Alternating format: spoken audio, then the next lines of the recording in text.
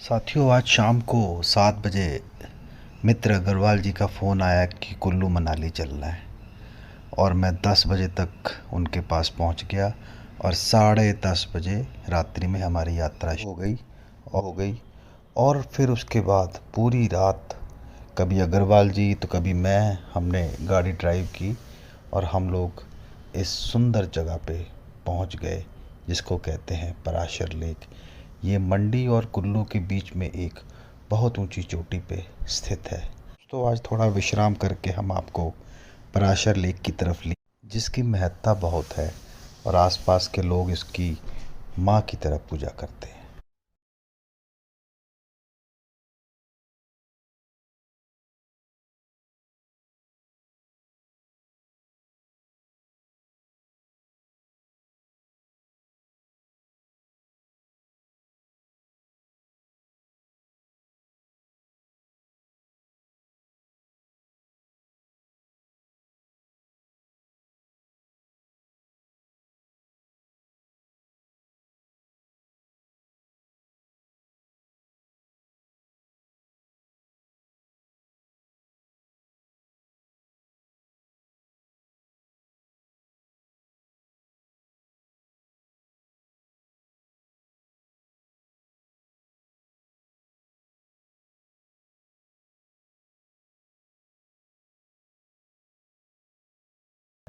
इसका नाम है पराशर लेक।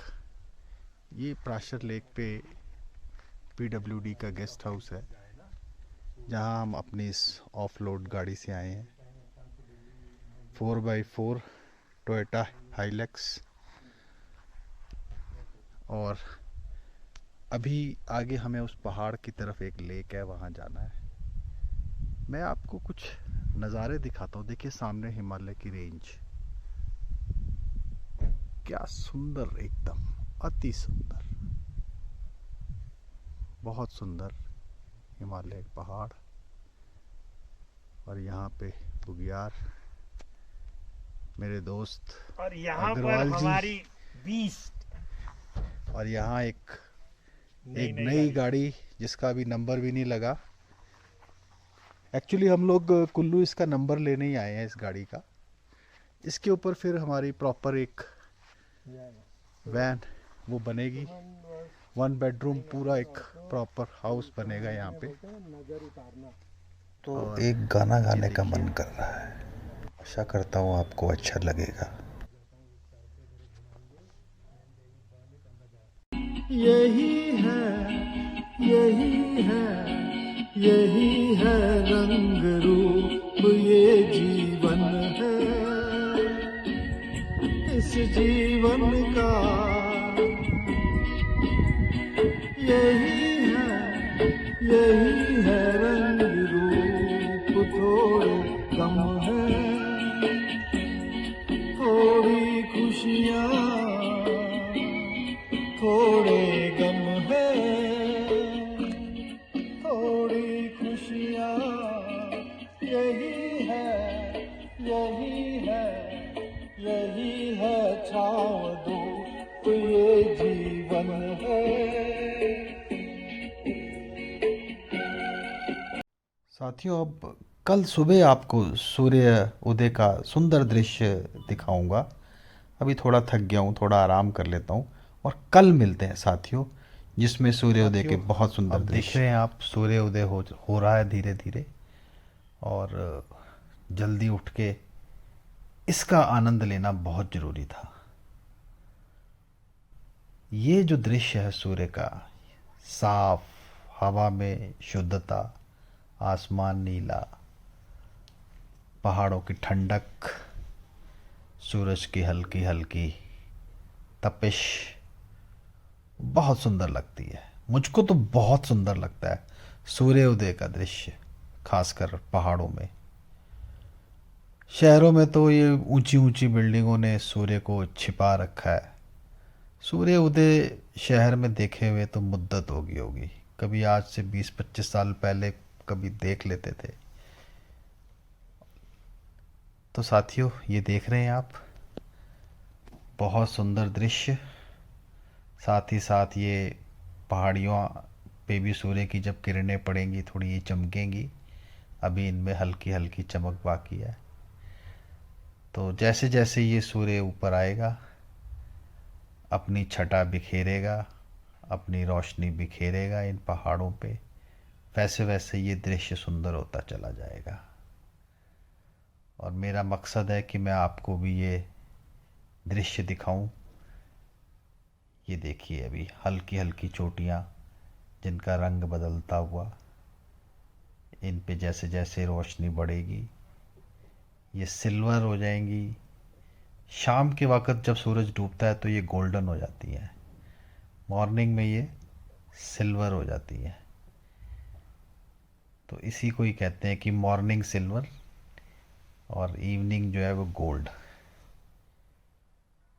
तो ठीक है दोस्तों, अब चलते हैं पराशर लेक की तरफ।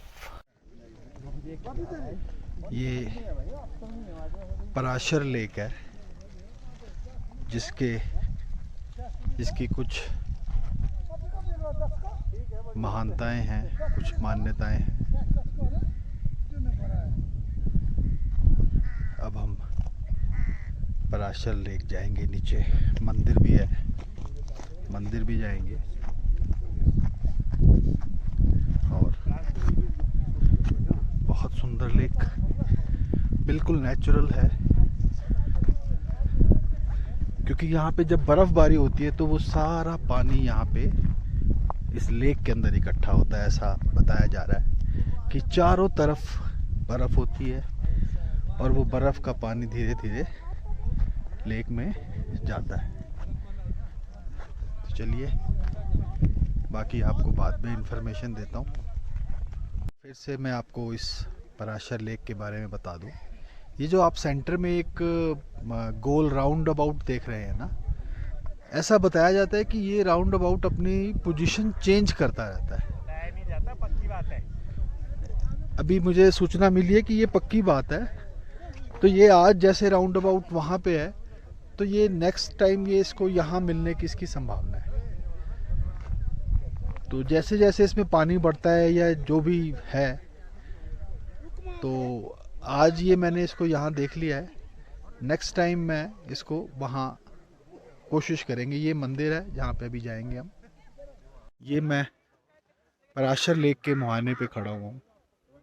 बहुत सुंदर पराशर लेक, ये चारों तरफ सुंदर पहाड़ जिस पे इतनी बर्फ़ जमती है कि आप बहुत आनंद ले सकते हैं बर्फ़ का। ये मंदिर हैं। ये हम लेक के पास पहुंच गए हैं और यहाँ से मंदिर का दृश्य बहुत ही सुंदर दिखाई दे रहा है। अब मैं आपको एक बहुत ख़ास बात बताने वाला हूँ। ये देखो कि ये लेक है, दिखाओ यहाँ वीडियो में दिखाओ। ये देखो, ये देखिए। अरे मैं नीचे ना चला जाऊँ पानी में। नहीं जाएंगे। ये यहाँ पे अगर हम अपने पैर से इसको ऐसे कर रहे हैं ना, तो ये हमें लग रहा है धमक, और ये पूरा एरिया जो है ज़मीन वाला ये तैर रहा है पानी के ऊपर और हम इसके ऊपर हैं। तो ये बहुत ही अद्भुत चीज़ मिली, क्योंकि मैंने जैसी कदम रखा इस पे मुझे लगा कि ये कुछ अच्छी खासी पैर दब रहा है यार। हाँ, ये देखो आपका वजन ज्यादा है ना, ये ज्यादा दब रहा है। अरे मत करो, नीचे चले जाओगे।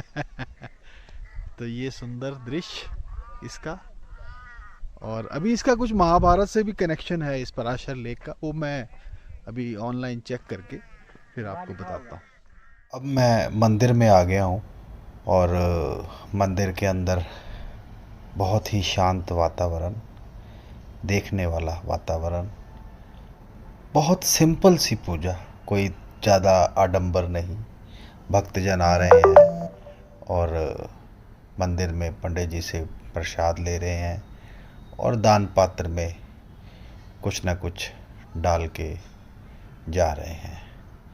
इस मंदिर की महानता यही है कि दूर दूर से गांव में यही एक सबसे प्राचीन मंदिर है। आप देख रहे हैं काफ़ी प्राचीन है ये मंदिर। अभी हम कुल्लू में हैं।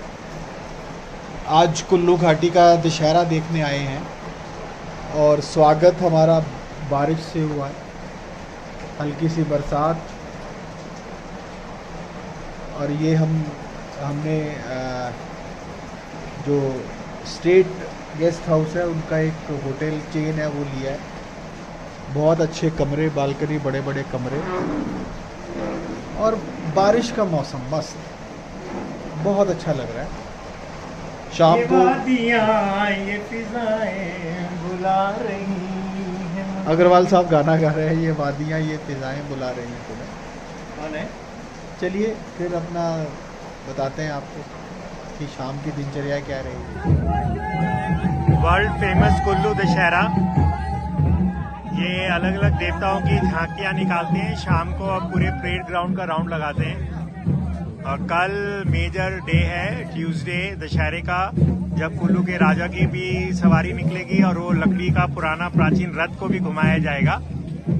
तो कल तो शाम को यहाँ बहुत जबरदस्त भीड़ होगी और सारे देवता परेड ग्राउंड में चारों तरफ उनको ऐसे ही घुमाया जाएगा जैसे यहाँ घुमा रहे हैं। तो हर गांव के दो गांव के यहाँ देवता होते हैं जिनको लोग यहाँ घुमाते हैं। तो कुल्लू और हिमाचल के लोग ऐसे इन देवताओं को बहुत मानते हैं। तो यहाँ इस टाइप का फेथ बहुत है। ये देखिए, ये एक झांकी है, तो ऐसे वो उसको डंडे को हिला के डांस करते हैं। ये देखिए आप।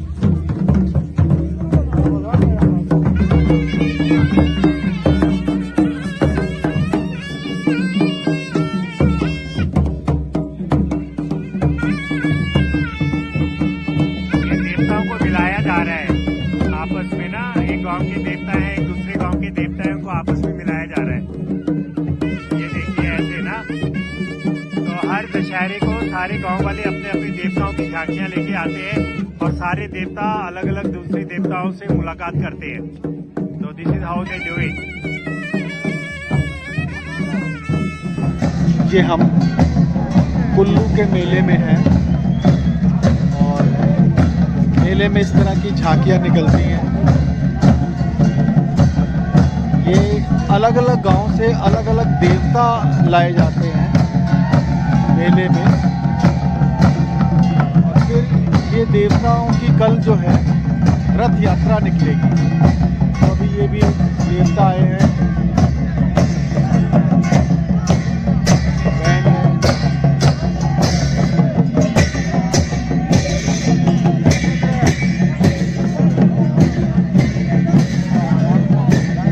में इनके भगवान पीतल की मूर्तियों के भगवान बने हुए होते हैं।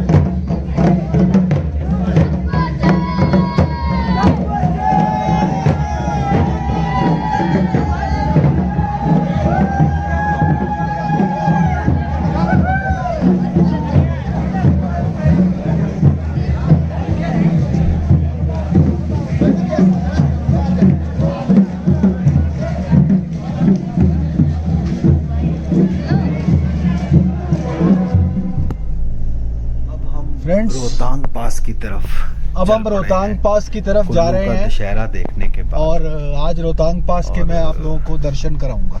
रोहतांग पास की रात को हम लोग वहीं रुकने वाले हैं रोहतांग, जिसको देख के आप दंग रह जाएंगे। ये देखिए कितने सुंदर पहाड़, बर्फ से ढकी हुई ऊंची ऊंची चोटियां, और अभी मुझे दूर कहीं पैराग्लाइडिंग दिखाई दी थी।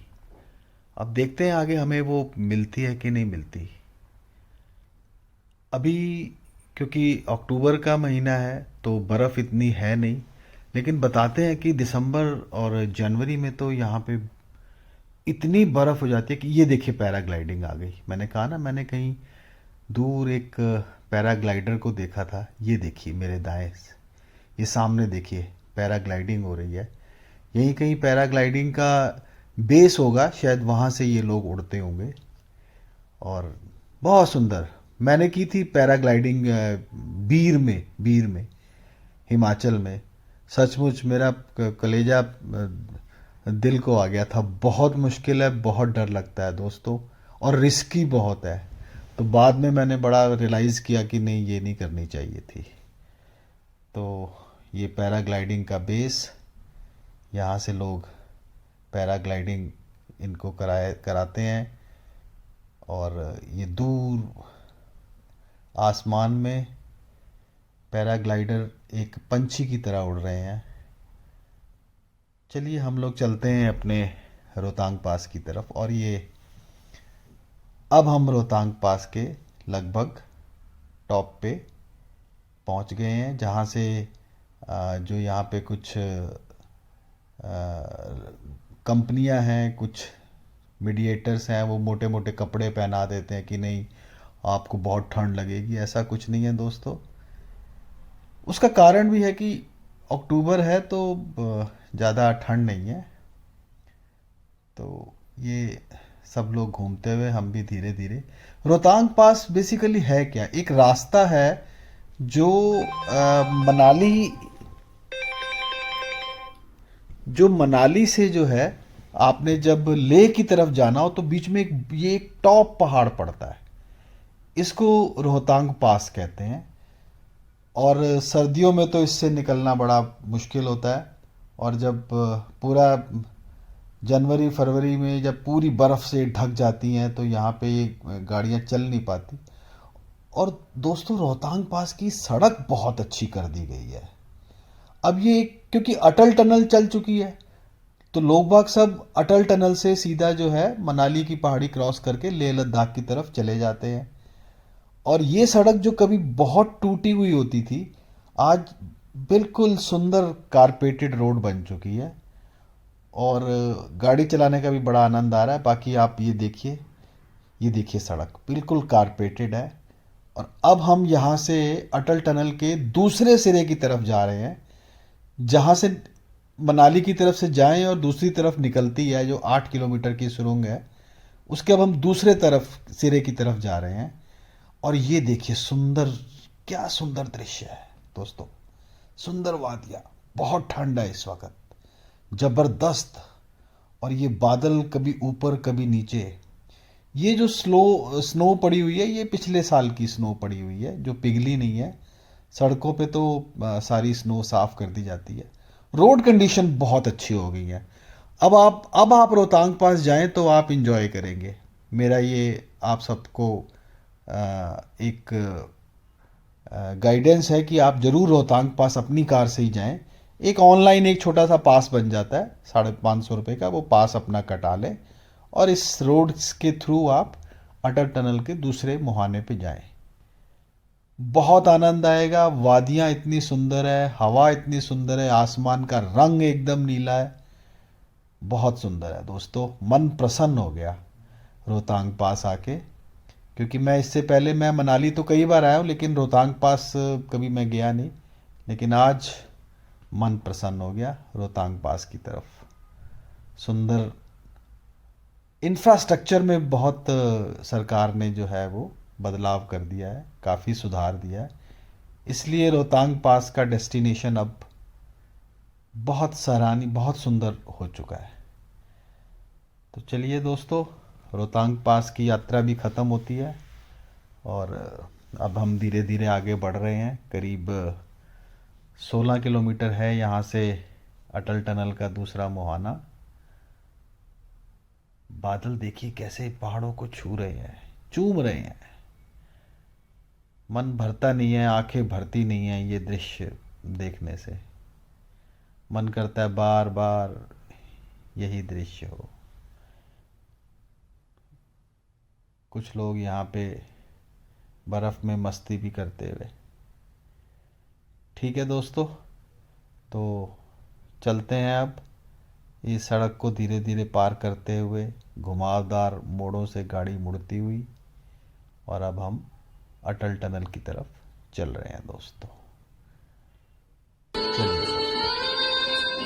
वादियाँ मेरा दामन, रास्ते मेरी बाहें, जाओ सिवा तुम कहाँ जाओगे।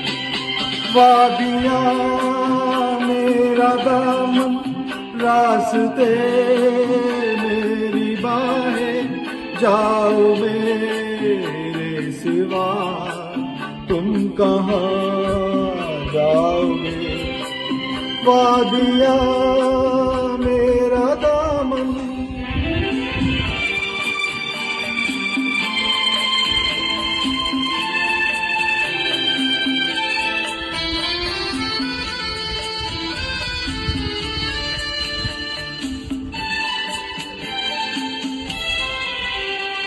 जब चुराओगे तन तुम किसी बात से, जब चुराओगे तन तुम किसी बात से, शाख गुल छेड़ देगी मेरे हाथों से, अपनी जुल्फों को और उलझाओगे। वादियाँ मेरा दामन, रास्ते मेरी बाहें, जाओ मेरे